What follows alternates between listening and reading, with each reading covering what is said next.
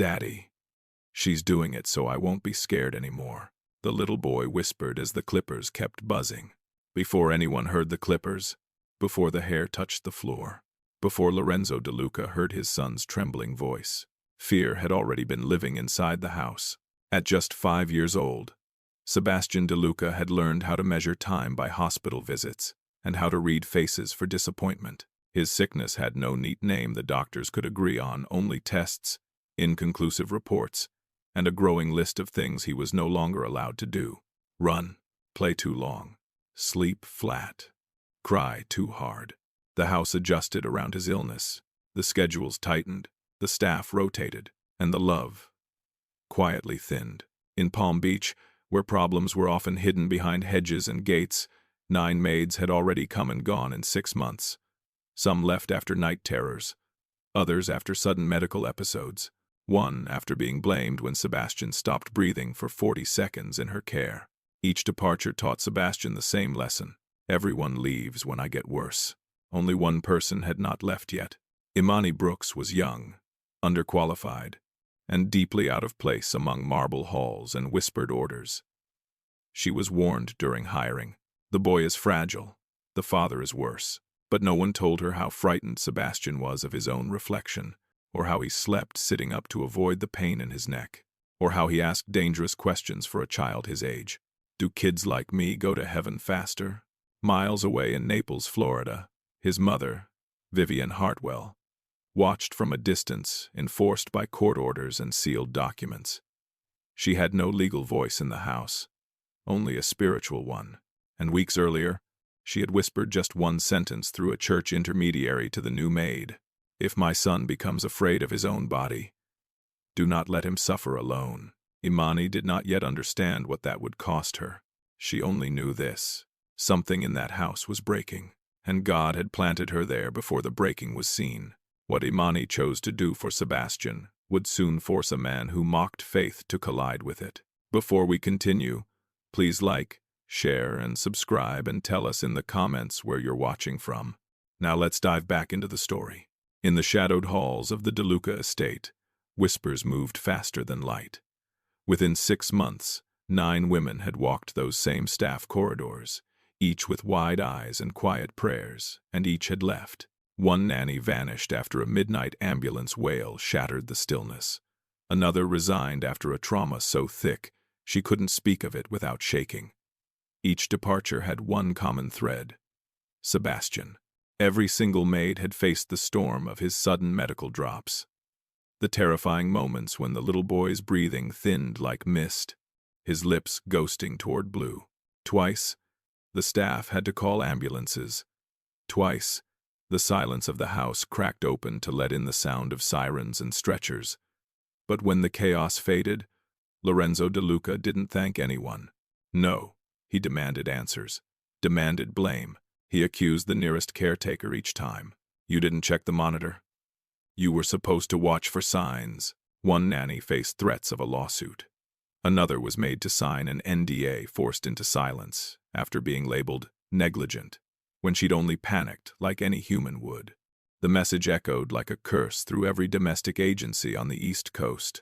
That house burns caretakers. So when Imani Brooks said yes to the job, she did it knowing exactly where she was stepping.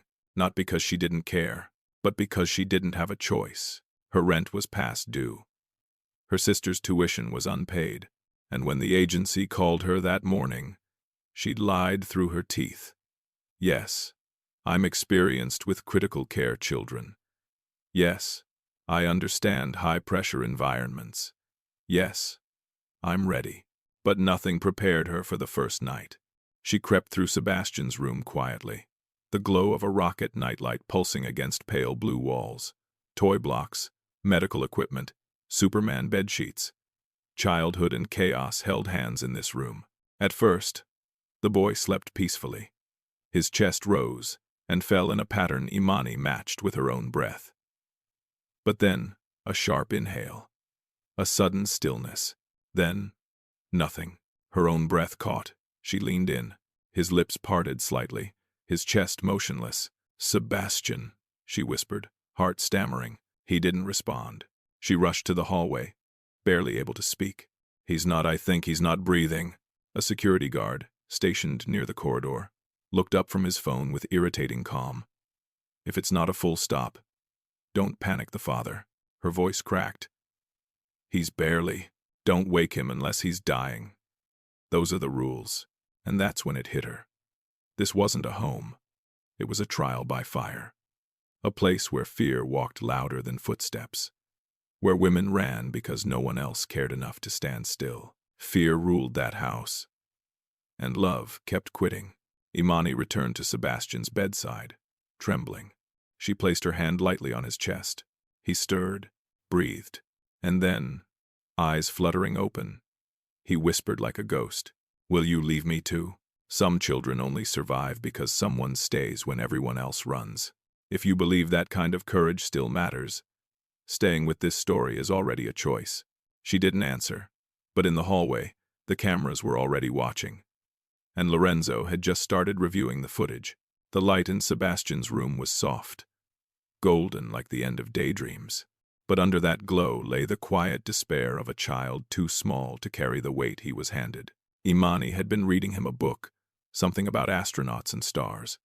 But halfway through, he turned his face to the ceiling, silent for a long time.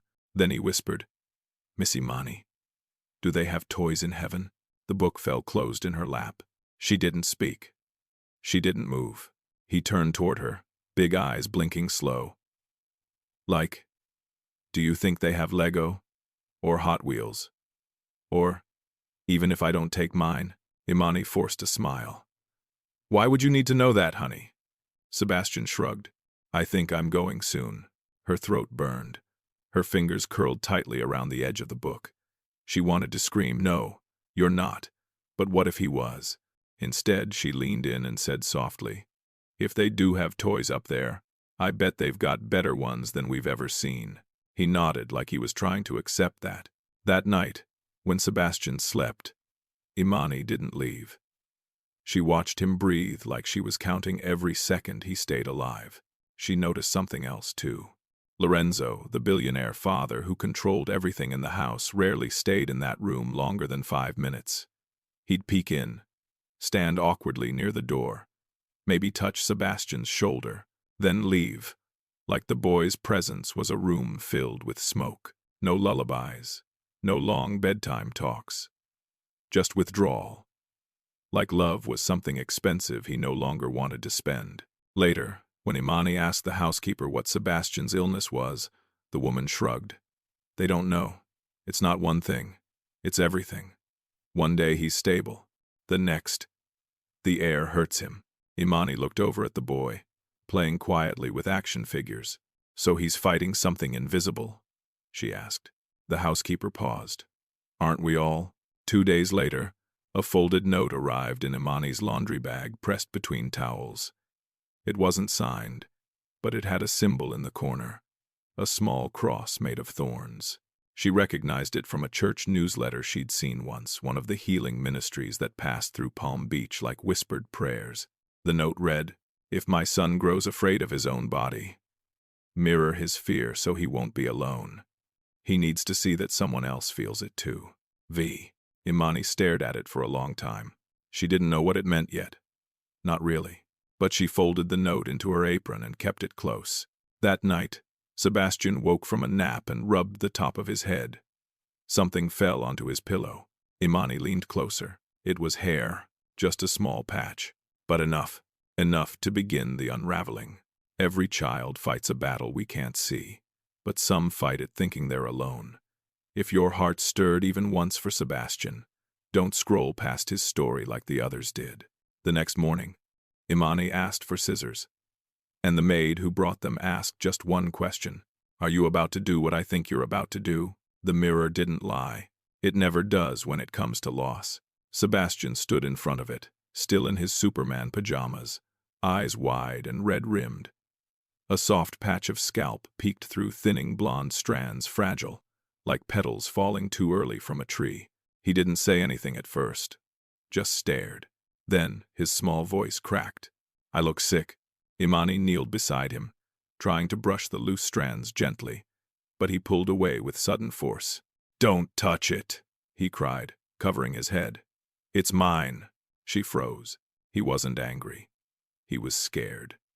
Scared in the way only a child can be when their body begins to betray them, and the world keeps going like nothing changed. He refused to look at himself again. He didn't eat much that day. Barely spoke. Wouldn't let anyone brush his hair or wash it. Even the nurse gave up trying to explain that the treatment was working, that sometimes things have to fall out before they grow back stronger. Sebastian didn't want logic. He wanted sameness. He wanted dignity. He wanted his reflection not to look like someone fading. That night, Imani sat on her small bed in the maid's quarters, holding the note from Vivienne again, the one passed through church channels like a secret prayer. If my son grows afraid of his own body, mirror his fear so he won't be alone. Mirror his fear. She stared at herself in the old paint-chipped mirror on the wall. She touched her hair, thick, curly, hers, untouched by sickness, full of health, a silent reminder that she got to keep what Sebastian was losing. A lump rose in her throat. He shouldn't have to be the only one watching the pieces of himself fall away. The next morning, before her shift, Imani took the DeLuca family's town car, a privilege given to senior staff on errands, and drove to a quiet corner of West Palm Beach. No one recognized her in the drugstore. She was just another tired woman with a purpose in her eyes. She bought clippers, a scarf with bright stars, and painkillers she wouldn't need. When she returned to the estate, she hid everything in a drawer beneath her uniforms. She didn't ask for permission. She didn't even tell the other staff. Some decisions aren't made out loud. They're born in silence, somewhere between grief and courage, when the heart realizes that action is sometimes the only language left. That evening, as the sky turned its usual amber over the ocean, Sebastian asked Imani not to comb his hair again. "I don't want to see more of it come out," he whispered. She nodded. She understood now. She was going to show him that hair didn't define a warrior, even if she had to become one herself. If you've ever been the person who stood beside someone crumbling, not to fix it, but just to be there, then you already know what Imani's about to do.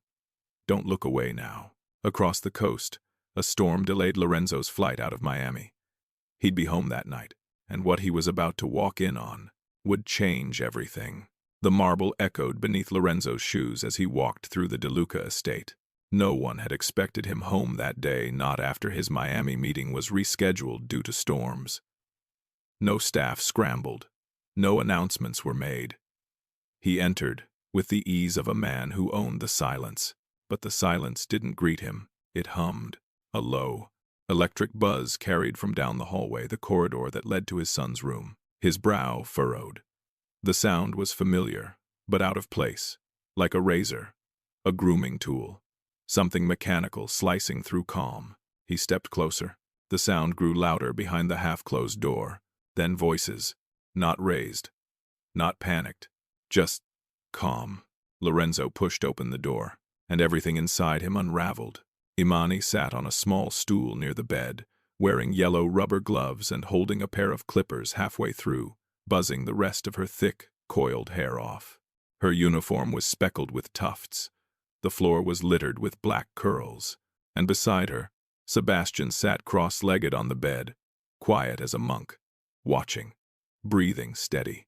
No fear in his eyes, for the first time in days. Lorenzo couldn't speak. His briefcase slipped from his hand and thudded to the floor.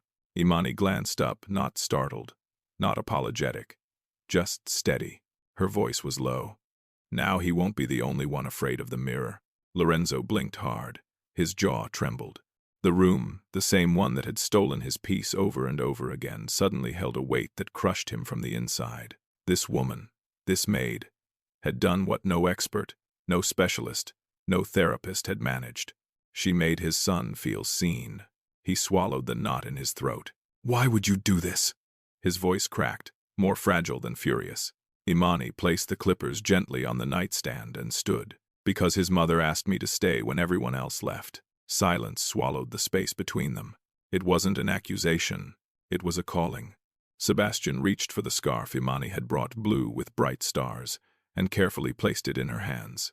She knelt, letting him tie it around her now bare head. There were no gasps, no speeches, just a holy kind of quiet.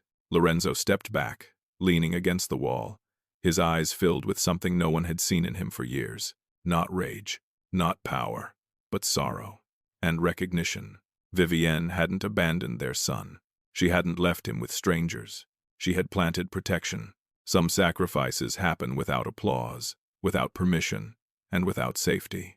If you believe love is meant to be witnessed, staying with this story is already a form of honor. Later that night, Lorenzo opens Vivienne's prayer journal. Inside, he finds a name circled 5 times. Imani. She lived in a 1-bedroom walk-up behind a florist. The walls were thin. The paint was peeling. The kitchen window didn't close all the way when it rained. But the apartment smelled like lavender and lemon oil peace in a place that had no room for luxury. Lorenzo didn't knock at first. He just stood at her door, hands trembling. His car was parked 2 blocks away, so no one would trace him. No media, no lawyers, no staff, only guilt. He'd tracked her through a quiet trail, a church newsletter here, a whispered connection there. The same faith circles Vivienne once supported had unknowingly exposed her location, and now he stood on the other side of a life she never invited him to understand. He knocked twice. When Vivienne opened the door, she didn't scream. She didn't shut it in his face. She didn't cry. She just stepped aside and said, "I figured it would be you eventually." The apartment was small, clean. A worn Bible sat beside a half-melted candle on the coffee table. Beside it, a stack of church bulletins and outreach pamphlets. Tucked into one, a blurry, black and white photo of Sebastian from a Christmas service 3 years ago. "I've followed everything," she said quietly, "through the women who still cared enough to tell the truth, the ones who saw him as more than a paycheck." Lorenzo sat, unsure whether he deserved to. "You left," he said. "No," she corrected, calm but fierce. "I was erased. There's a difference." He looked away. Vivienne moved to a drawer near the bookshelf and returned with a box. She placed it between them. Inside were printed messages, dated and folded, emails, letters, even voice recordings on an old phone. "I reached out to every caretaker that estate hired," she said. "Not to interfere, just to guide, just to say, don't give up on him." Lorenzo picked up one of the letters. It had been sent to a former nanny, the one he'd accused of negligence. His throat tightened. "They never responded?" he asked.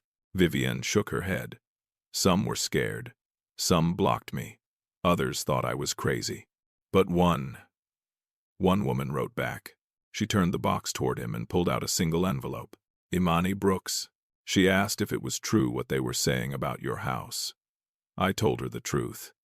And I told her what Sebastian needed most wasn't medicine, but someone who wouldn't run." Vivienne sat down slowly, looking him in the eyes. "I never stopped being his mother. I was only stripped of my voice." For the first time in years, Lorenzo felt the heat of shame crawl up his neck. Not because she was angry, but because she wasn't. She had every right to destroy him. But she chose to protect the child they both created, even from afar, even in silence. Some people think silence is weakness, but silence can be survival. "I never gave up on my son. I just waited for someone brave enough to hear me." Vivienne opens her prayer journal and reads aloud. "God told me I wouldn't be the one to save Sebastian, but I would send her." The jet lifted just before sunrise. Lorenzo didn't wait for board approval. He didn't consult the estate doctors or PR advisors. He didn't even tell his assistant. The only 2 people on that flight were Imani and Sebastian, wrapped in a soft blanket, curled against Imani's side, unaware that the next hours would decide everything. For the first time in years, Lorenzo acted like a father first. By noon, Sebastian was checked into Cleveland Clinic. By 2, the new specialists were already running tests the DeLuca medical team had never approved. By nightfall, the truth had a name: compressive lymphatic syndrome. Rare, aggressive, often mistaken for anxiety or autoimmune malfunction in children. But when left untreated, it grew like a trap inside the body, pressing against the windpipe, suppressing hair follicles, inflaming lymph nodes around the neck. It explained everything: the unexplained breath loss, the neck swelling, the hair falling in fragile patches like leaves in a sick season. A younger doctor, barely out of residency, was the first to say it aloud. If this had gone undiagnosed for even another month, I don't think he'd be here. Lorenzo stood in the hallway, staring through the glass into his son's room. Monitors beeped steadily, each sound a reminder of every second. Sebastian had spent suffocating under misdiagnosis, not just medical, but emotional. Imani hadn't left Sebastian's side. She held his hand through every scan. She braided the last wisps of his hair gently before each procedure. When he asked if he would be okay, she didn't promise. She just said, "You're not alone." That night, when Lorenzo sat outside the ICU, hands shaking and suit jacket wrinkled from the plane, a nurse approached gently. "They'll need to operate soon," she said. "The mass is pressing harder than expected." He nodded. "And the odds?" he asked. The nurse paused, then answered carefully. "Survival is not guaranteed." He didn't cry. He didn't shout, but something inside him broke finally, fully. His empire, his name, his walls, none of it could shield his son now. Control had nearly killed the boy. Arrogance had almost buried the truth. In the end, the only reason Sebastian had made it to this moment was because a woman he hadn't hired in good faith but out of desperation had decided to stay anyway. A maid, a mother, a fighter. Imani. She stayed even when fear told her to go. She listened when the house silenced others. She answered a voice Lorenzo had chosen to forget. That night, as the machines hummed and prayers formed silently on trembling lips, Imani pressed her forehead to Sebastian's. "You are not what's wrong," she whispered. "You are what's strong."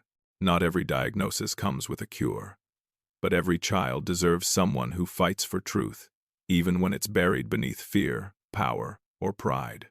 If you're still here, it's because your heart knows that silence is never safety. As the surgical team scrubs in, Lorenzo is handed a consent form. His hand shakes as he signs, and Imani whispers a single request. If he doesn't wake up, don't let him die alone. The operating room doors closed with a soft hiss. It was a quiet sound, but to Lorenzo, it felt like a steel wall slamming between him and everything that mattered. Sebastian was inside, asleep, alone, except for Imani, who held his hand until the anesthesia pulled him under. She whispered stories, the same ones his mother used to tell. "Superheroes never sleep during battle," she said softly. "But when they do, the world holds its breath." He didn't respond. The monitors slowed. The boy who'd once asked if heaven had toys now trusted a room full of strangers with his life. Lorenzo sat outside the ICU, hunched over, his phone off for the first time in years. No emails, no advisors, no schedule to control, just time and silence and guilt that bit deeper than any lawsuit ever could. Across the coast, in a one-bedroom apartment behind a florist, Vivian sat curled up on the couch, arms wrapped around her knees. Her Bible lay open but unread in her lap. She stared at the clock. Every hour felt like glass dragging across her chest. She wasn't allowed in the hospital. No legal rights, no parental access.